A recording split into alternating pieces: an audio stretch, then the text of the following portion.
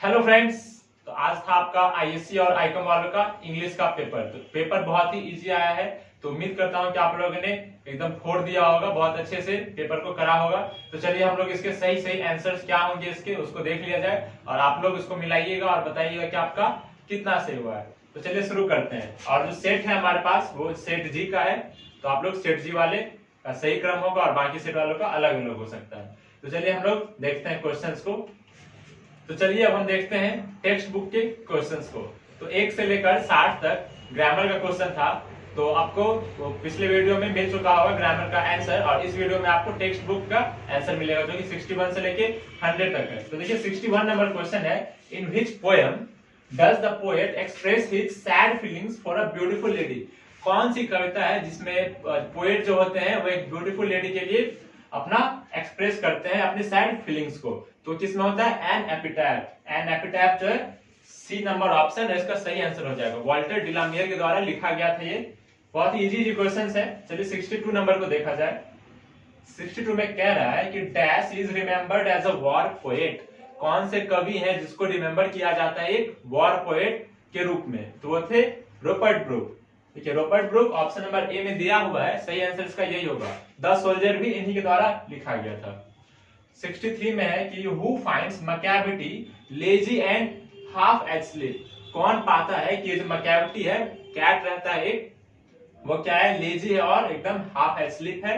तो कौन, जो पोएट रहता है वही। तो पोएट कौन रहता है मैकेविटी का? TS Eliot. Option number C is the right answer. Now come to the 64th number question. B.H. Lawrence exalts the values of primitive life। देखिए कल जो एग्जाम हुआ था आर्ट्स वालों का, उसमें भी यही क्वेश्चन पूछा था। ठीक है, उसमें बस ये परमिटिव नहीं था और क्वेश्चन वही था। तो इसका सही आंसर हो जाएगा option number a snake. Snake के द्वारा लिखा गया था। डीएच लॉरेंस जी ने लिखा था स्नेक को। स्नेक लिख कैसे देगा? चलिए 65 को देखिए। Gold Smith and Sheridan. Gold Smith और शेरिडन मेड कॉन्ट्रीब्यूशंस। इन दोनों ने जो अपना कॉन्ट्रीब्यूशन दिया वो किस फील्ड में दिया?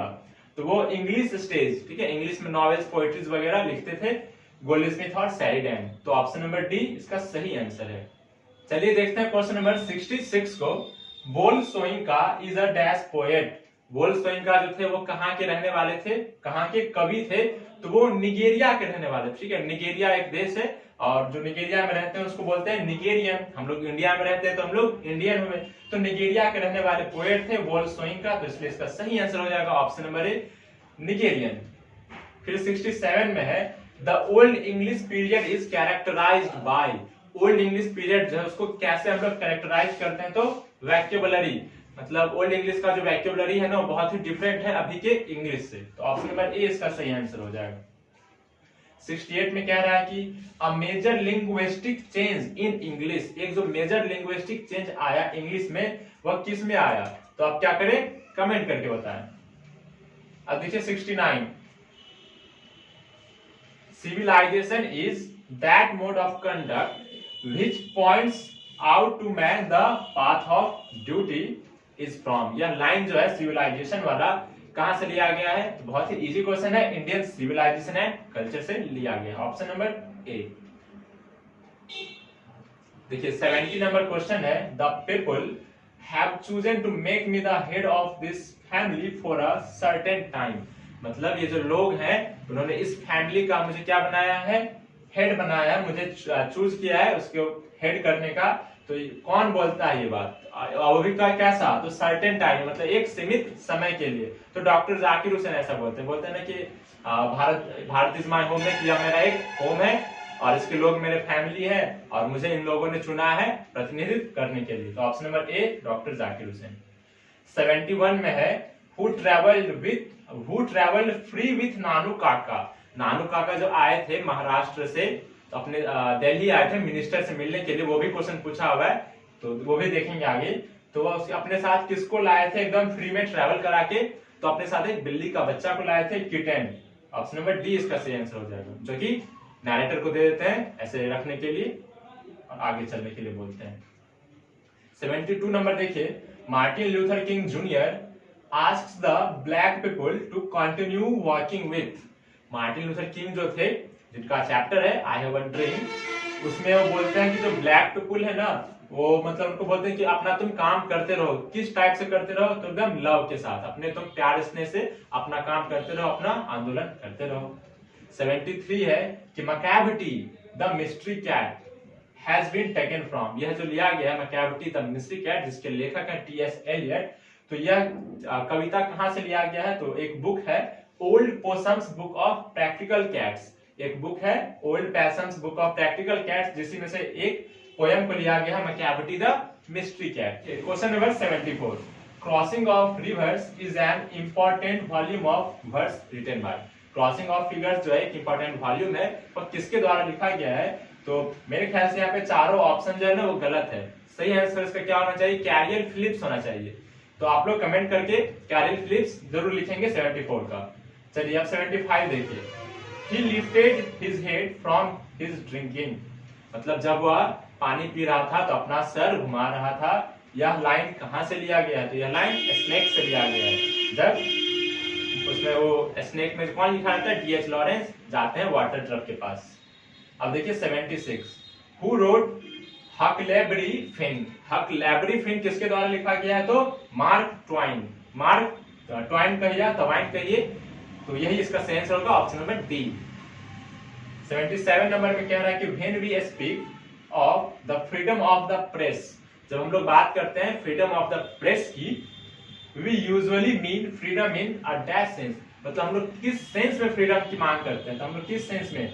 सोशल सेंस में, ठीक है। सोशल सेंस में कहने मतलब पूरा वो सामाजिक वो होना चाहिए, फ्री होना चाहिए, हर एक उसमें आदमी एकदम फ्रीली सब कुछ बात करे। 78 में है कि a marriage proposal is a marriage proposal जो है कैसा है? एक कॉमेडी है, यह क्या रहता है? ड्रामा रहता है और उसमें बहुत सारा कॉमेडी है। अब देखिए डॉन, डॉन कहने का मतलब है John Donne, sweetest love I do not go जो है वो उन्होंने लिखा है, जॉन डॉन ने। स्टडीड लॉ एंड रीड, उन्होंने लॉ की पढ़ाई की रहती है जॉन डॉन ने, और रीड क्या और क्या बेसिकली पढ़ते हैं वो? तो नॉवेल्स को पढ़ते रहते हैं। 79 का डी देखिए। अब 80 number question, I celebrate my self and Singh my self, मैं खुद अपने आप के लिए सेलिब्रेट भी करता हूं और सिंग भी करता हूं।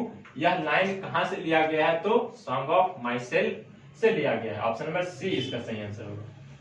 81 को भी देखिए, some of the immediate and brilliant, some of the immediate and brilliant results of modern inventions are too maddening to resist, कहने का मतलब जो अभी मतलब मॉडर्न एज में जो इनोवेशंस हो रहे हैं, आविष्कार हो रहे हैं, वो बहुत सारे कुछ जो मैडनिंग है रेसिस्ट करने के लिए। यह लाइन कहां से लिया गया है? तो इंडियन सिविलाइजेशन एंड कल्चर से लिया गया, ऑप्शन नंबर सी इसका सही आंसर है।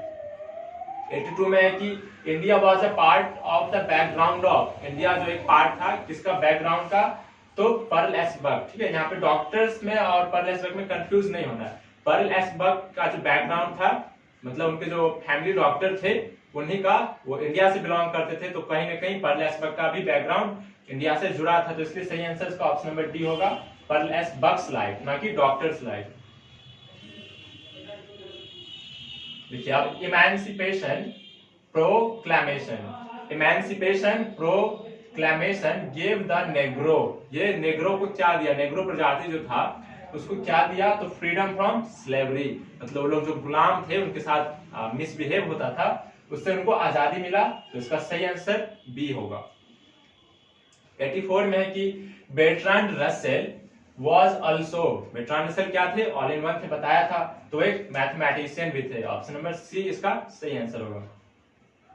85 नंबर को देखिए, the Gujarati equivalent for civilization means, मतलब गुजराती इक्विवेलेंट सिविलाइजेशन के लिए क्या मीन करता है? तो एक गुड कंडक्ट, मतलब एक बढ़िया संचालन करता है।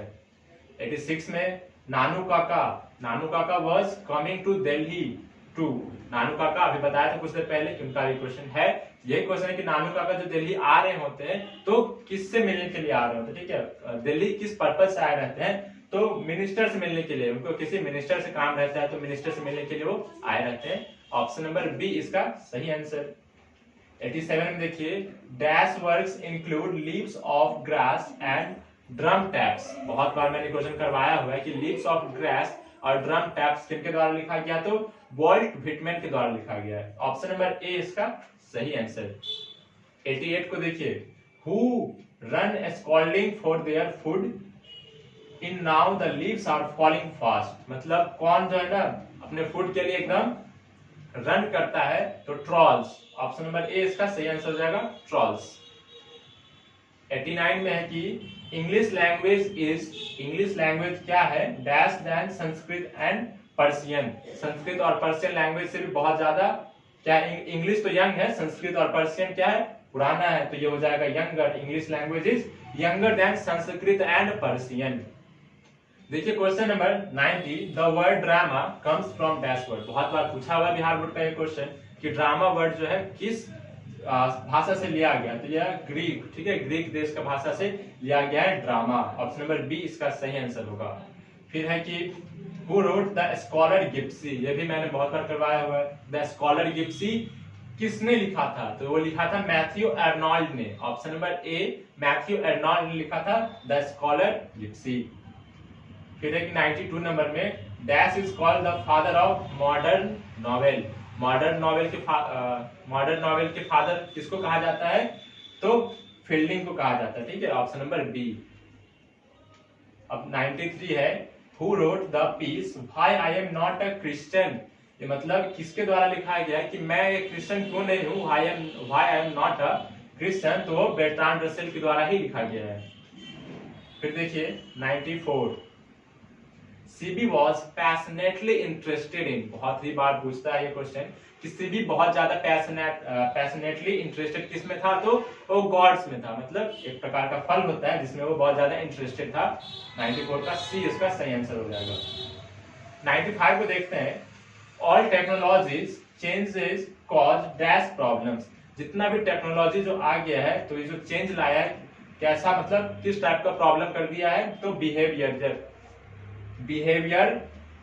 क्या है ये, behavioural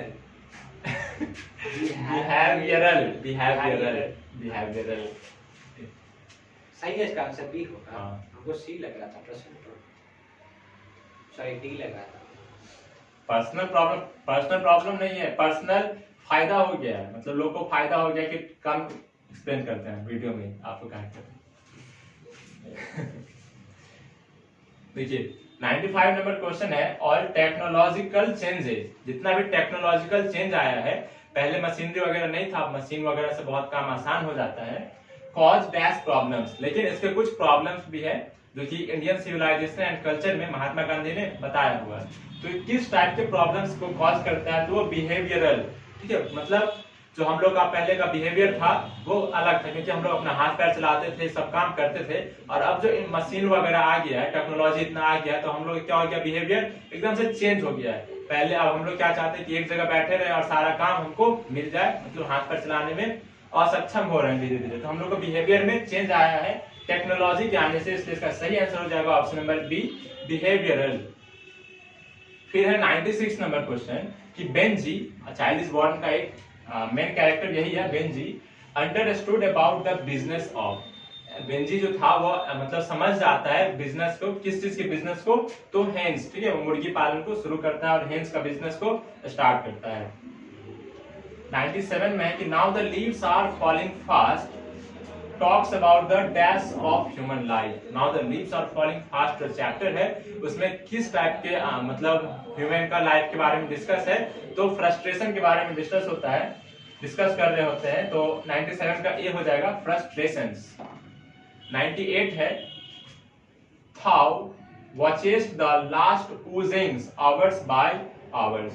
थाउ watches the last oozings hours by hours, यह कहां से लिया गया है, तो ओड टू ऑटम से लिया गया है, ठीक है, उसका आप लोग पोएम पढ़े होइएगा तो आपको याद होगा।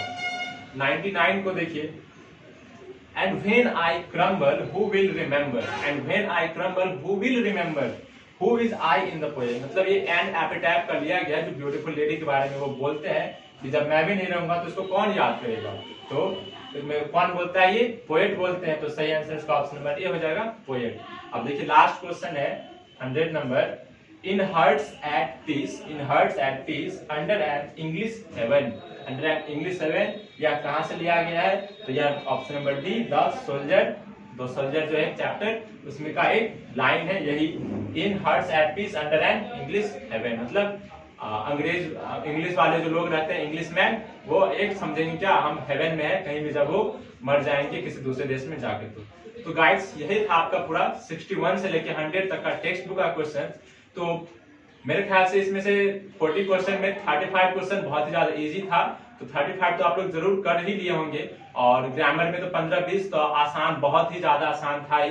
तो ग्रामर का वीडियो भी बहुत ही जल्द अपलोड हो रहा है कुछ ही देर के बाद, तब तक आप लोग इसको मैच करिए और कमेंट करके बताइए और अपने दोस्तों तक भी पहुंचाइए इस वीडियो को। तो चैनल को शेयर भी करिए और सब्सक्राइब कर दीजिए ट्यून रहने के लिए, क्योंकि अभी आपका हिंदी और हिंदी मैथिली का जो पेपर होगा उसका भी आंसर आएगा और भी अदर सब्जेक्ट्स का भी आएगा। अगर आपने, देखिए आपका पेपर है ना हिंदी का, तो हिंदी का वीडियो का पहले से जो अपलोडेड है ना, मैंने उसमें डिटेल वीडियो बनाया हुआ है, तो उसका डिस्क्रिप्शन में लिंक है, तो आप क्या करें उस लिंक को क्लिक करें और हिंदी के उस वीडियो को जाके देखें, और आपके एग्जाम के लिए बहुत ही ज्यादा बेनिफिशियल होगा। मुझे ऐसा यही लगता है कि आप लोगों ने बहुत ही अच्छा स्कोर किया होगा इंग्लिश में। Thank you so much.